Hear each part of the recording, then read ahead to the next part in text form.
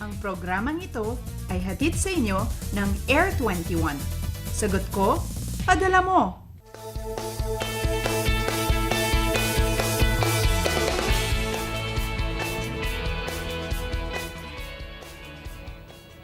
Good morning Luzon, Visayas, Mindanao. Alas 5 na po ayon sa Philippine Standard Time. And today's the last Monday of the year 2013. At hindi lang ito basta-basta ordinaryong Lunes dahil today we're also commemorating Rizal Day.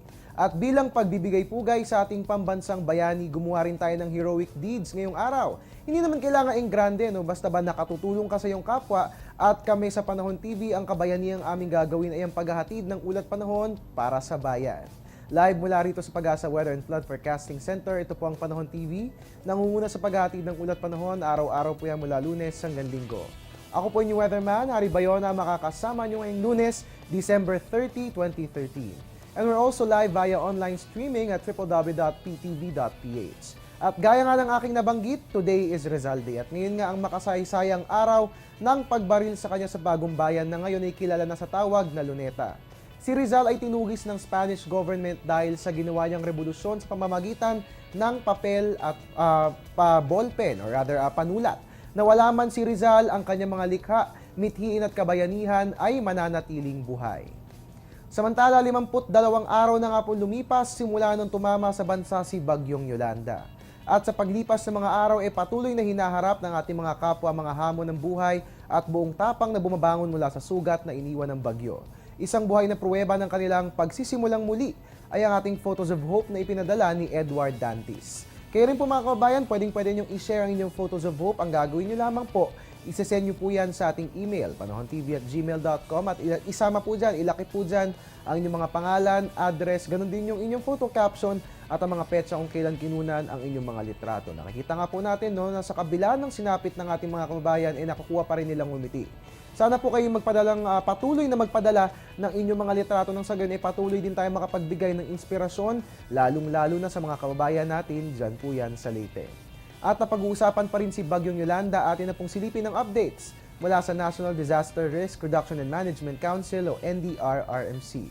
Mahigit 6,000 katao nang naideklarang patay, habang mahigit sa 28,000 na ang sugatan at mahigit 1,000 naman ang nawawala.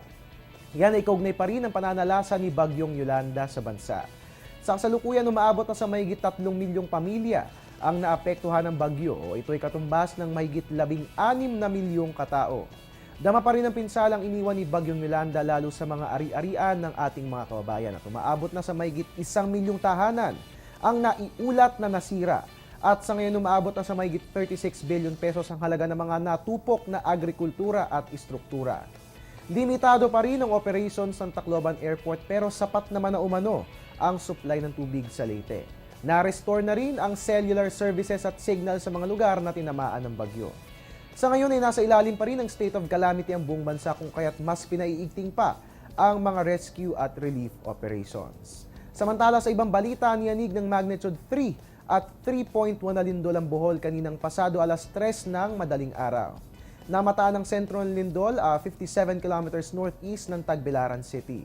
Kung matatandaan ay niyanig din kahapon ng magnitude 4.3 na lindol ang nasabing lugar.